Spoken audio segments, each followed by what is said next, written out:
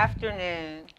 This afternoon, we are here with Forbes Fund and GPMP with AI Demo Day.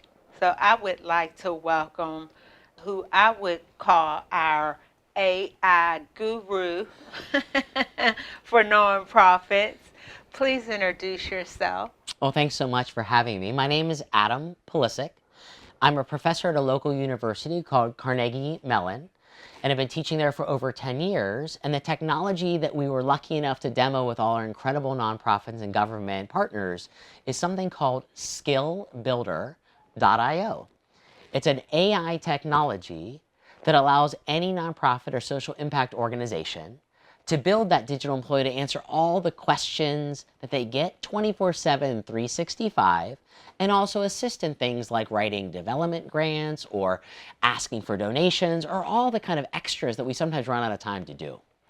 That sounds so exciting. So I'm going to jump right to the chase. Okay, great. Does AI replace human intelligence and existence? Well, it's a wonderful question, and it's an important one. Because for the first time ever, unlike our transition from horses to cars, this transition, this technology feels a little close to home when it comes to the things we're most proud of, like our identity and how we do work, how we do our daily job. But there's a really articulate way I think of thinking about this, which is AI is not here and by no means ready yet to replace the humanity at the speed of change and all the wild circumstances that we have to deal with. But there is a really important expression coined by a professor actually at a fellow university at Harvard that said, it's not that AI will ever replace humans, but humans that use AI will certainly replace humans that don't use AI. Wow. And I think if we think about it, it's, at one point, human beings were doing math on paper and using an abacus. And then a human being came along and was lucky enough to use a calculator. Well, I don't know about you, but I bet using a calculator, I'm a lot faster at math than doing all that written long division at one point. Exactly. And so at some point, that same maybe accountant that does calculations all day long is going to have just a newer version of a calculator. And everybody else who doesn't have a calculator, or maybe not as good of a calculator, is going to be slower and have an opportunity to catch up. Now, what's important about AI, though, is that it's changing every day. And so it's not only a moment in time, but rather a journey we're going to go on together. I've been in nonprofit in close to 30 years, and this is the closest I've been to being excited in a long time. For somebody that is pretty intimidated by technology, just being in that room with you, delivering the information about the tool, had me ready to say, this is something that I could utilize in my consulting business.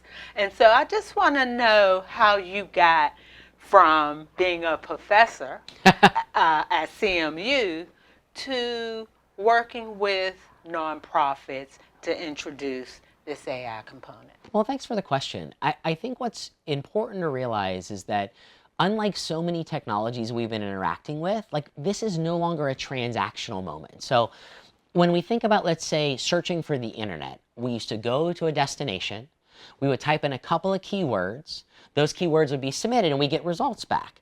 Now, sometimes we get frustrated because those results were paid for by an advertiser and they weren't always objective, and that leaves just opportunity for other people to come in and introduce products. The unique thing about AI right now is it represents the closest thing we've ever had to additional human help. So we think about AI sometimes as a big technology, but let's get specific for a moment, because AI is really about proxying jobs or functions that we already know about, but maybe can't afford or don't have access to. So for instance, I don't know about you, but I'm a okay writer. I've not studied all the greats. I haven't necessarily spent my whole life blogging or writing online. And so now I have a really wonderful writer sitting next to me that's actually read everything that's ever been written. I may not always have the dollars for a graphic designer, but now AI for tens of dollars a month allows me to generate images that aren't in violation of copyright or generate songs that have never been sung or spoken out loud. And so I think of AI less as a single point in moment in time for technology, but rather a list or a portfolio of all the best functions in the world. And we oftentimes start, as it is with nonprofit, with development director work and research. two things that we never have enough of in nonprofit, right? Because unfortunately, we're always asking for money and resources to try to grow the impactful work we do. But the reason we started in social impact, which is a little bit counterculture and contrarian to everybody who goes out and raises money and does technology and lives on the coast, is because the type of conversations you have in a nonprofit or social impact world are the type of conversations that define existence and reality for 80% of the world. You know, we don't simply go to university campuses, no matter what campus that is, and expect it to be as relatable and inclusive as we all want it to be. And if we think about some of the kind of coastal dynamics, right, those are folks that typically walked in with privilege or status, that raised a bunch of money with brilliant networks to do impactful things. But I can all but guarantee they haven't spent more than 5 minutes in a Walmart parking lot on average or recently. And so when you come from the holler like I do, right, people don't ask about technology by name, like we don't care what logo's on a credit card. They ask about the impact and the help. And until we understand the value we need to create, it doesn't matter what technology enabler we're actually going to use. And in the end, AI is the thing of now, and I think AI will take on lots of forms, but AI has a job to do, which is be more helpful than it is expensive. Okay. When I think about places that are scarcity, if we're being honest, government, nonprofit, social impact organizations is where that scarcity is anchored. It's the most thoughtful, kind, emotive, and empathetic people that don't have a lack of intelligence or motivation or ambition, but have decided that their reward system is doing good for others. Now, we also catch people a lot of times on their worst day in nonprofit or government or social impact work. And that's what AI has to be trained on first. Because if we're serious about being AI sustainable forever and ever, we need to make sure AI doesn't exclude 95% of the population by default. And that's a temptation that so many investors and entrepreneurs have not yet recognized, that if we believe this is a 10, 20, 50-year movement, and I want my company to mirror that 10, 20, 50-year growth, then I have to start with the largest population of people and meet them where they are, and not expect everybody to just trust me, because we know how that's gone in the past. Systems historically have rewarded those that have the greatest privilege, status, and resources to spend today. And I think we have a big opportunity to do good while everybody has the opportunity to participate economically. Yes. So I heard from Dr. Gilliam, and she said when she first started, she was a 2 in technology and using it. And she believes that her skill has excelled to an 8. Wow. What have you seen as far as the changes and growth and development with the leaderships of these nonprofits? Well, I think it's important to recognize that in the case of Dr. Gilliam, the raw horsepower, the IQ, the analytical eye, the leadership ability, all those important ingredients that have already made her successful were there. And I see AI as an extension or an amplifier of the core DNA and potential and style of those that it touches. You know, we have an opportunity to go from folks that have never been able to do, let's say, graphic design or math or certain type of writing to being able to do that. But in Dr. Gilliam's case, it was already the foundation. Right. Now, what is not flexible in Dr. Gilliam's life is the number of hours she has a day, right? Or the number of hours she can stay awake. And I think that's where AI actually started to play the role. Now, Dr. Gilliam also had 3 separate learning tracks when she started, because I think that's a lot of the style of the high-achieving executives we're lucky enough to work with in the nonprofit sector.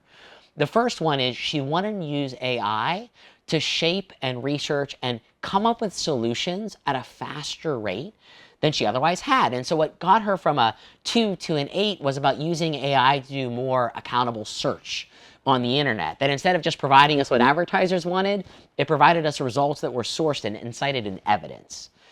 You know, another kind of pathway that Dr. Gilliam walked was around ethical persuasion and influence, and how can AI make us think about the good and the bad, you know, kind of play devil's advocate before she gets to the meeting.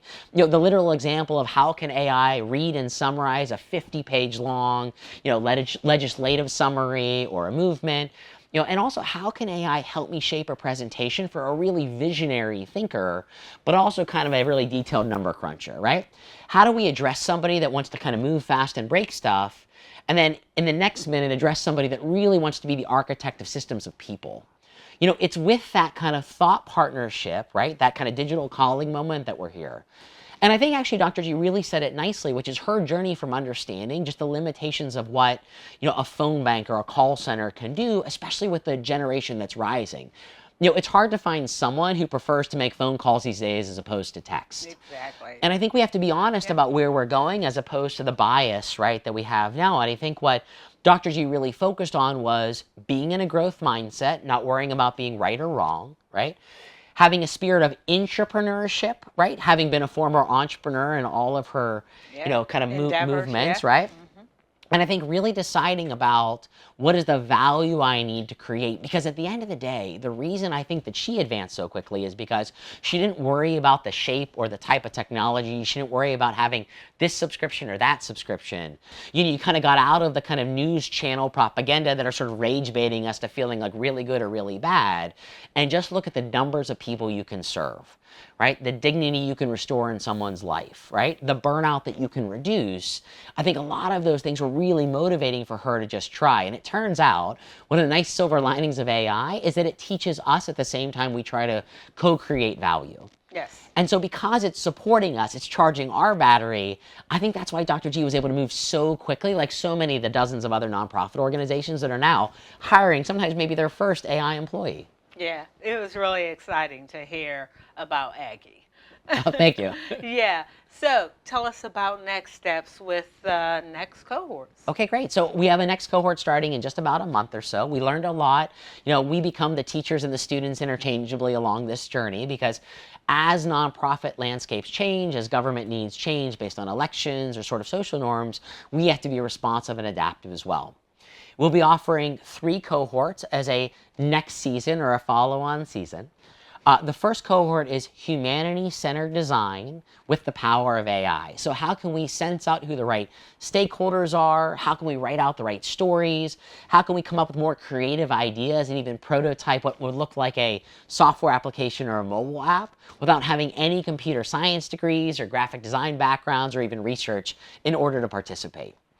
That's going to be primarily for organizations that are going through significant changes in funding, or have decided that their mission or the people they serve is evolving or expanding in ways that they otherwise have not prepared for. The second cohort is about ethical persuasion and influence, or as good old-fashioned people would call it, sales. This is not about necessarily having a higher volume of transactional asks to donors or funders, although that's a nice side benefit. It's about meeting someone with a reward system that they actually expect. So if you happen to be a visionary as opposed to a really analytical thinker, how can I make sure that the way I deliver information is respectful and also more effective than the way I want to be taught? And so I think there's a self-awareness moment. I think there's some intention. And then frankly, again, layering in AI allows us to practice and create content that honors the spirit of the audience that I'm serving and doesn't overcompensate accidentally for the insecurities I feel, because we all know it's uncomfortable to ask for resources. But that's the job, right? Is to do your best and have the highest impact for underutilized or underserved populations. And of course, the last cohort, which we had the largest participation in, is about building your first AI employee. Now, sometimes this employee starts by sitting on your web page or a landing page or inside your email address and just answers the thousands of questions that you get every day, all day long. We just simply do not have the dollars or the resources, let alone the time, to answer all those commoditized and highly repetitive questions individually and still be able to handle the craziness and the dynamic nature that the world is shifting. But I think there's an additional element, which is how do we turn this incredible kind of qualification and this kind of agent that sits up front into someone who can politely ask for a donation or direct you to the right person and the right resource at the right time. I think both of those things lead into organizational effectiveness and also the sustaining nature of being able to find the right resources in the right moment. Because oftentimes we're really good at servicing the most vulnerable populations and also the most kind of premium donors, but that kind of messy middle, we may not always have the resources of the staff to accomplish with. Yes, I really like that example of having our people and donors and there being this big middle. So I can see how AI can feel in that space. So tell me, what has, I just need to know, what have you seen the biggest impact in training people in the nonprofit sector? And these are community-based That's agencies right. who traditionally wouldn't have been brought in to this Sure. AI conversation. So, what have you seen as far as changes or growth and development in some of the nonprofits? Great. Well, I think there's two themes that I'd love to talk about. The first one is nonprofits, governments, social impact organizations oftentimes get handed the table scraps where the for-profit world shapes technology, right? And so sometimes we get stuck doing that square peg, round hole moment where, we get a CRM system or a database system, right? But it wasn't really designed initially for an impact organization. It was designed for a bank or an insurance company or a fast food restaurant, right? So this is the first time maybe where technology is co-authoring with the social impact organization in the industry. And I think it's important for people to see themselves as not necessarily customs, but co-creators of where we are, where otherwise they've been sort of capacity building grant receivers along the journey. So wonderful thing to co-create and co-create that value together. I think the second thing in just kind of quantifiable terms is the average cohort participant started saving 10 hours a week by their second session, which was in a few weeks from when they started. Now, 10 hours a week can feel both big and small, but if we think about just kind of normal human structures of how we work, that's a quarter of the time No, it sounds like a lot. you spend, right? And if we multiply that by a week, before we know it, we have months of capacity we didn't otherwise have. In addition to that, we have skills and sort of being able to fill in a lot of these like specialized endeavors, like having a copywriter or a copy editor, a graphic designer, a videographer that we otherwise wouldn't have had access to, right? Or definitely not had the budget in sync with when we had the need. So I think we're one, seeing people feel empowered and move at the speed of trust because they're now co-creating the implementation of this incredible moment we have around AI. I think the second thing is it's nearly instant gratification on time saved by solving problems or bringing shape to problems faster, like our first cohort. Being able to move through oftentimes a development ask or a partnership acquisition moment about 40% faster. And then now we're hiring AI to do the work that nobody else wants to do at hours that nobody wants to do it at about 1/50th of the cost that it would otherwise take to deliver that, creating space and opportunity for our most talented humanity-centered leaders that happen to work for nonprofits to deliver and extend that impact. That is so valuable. I am excited to Thank see you. where else this can go and how many more nonprofit agencies we can get in here to take advantage of it. And I just thank you so very much. It's been exciting. You Well, make it exciting. well, thank you very much. It's together. Together we go. Yes, we go. Thank you again.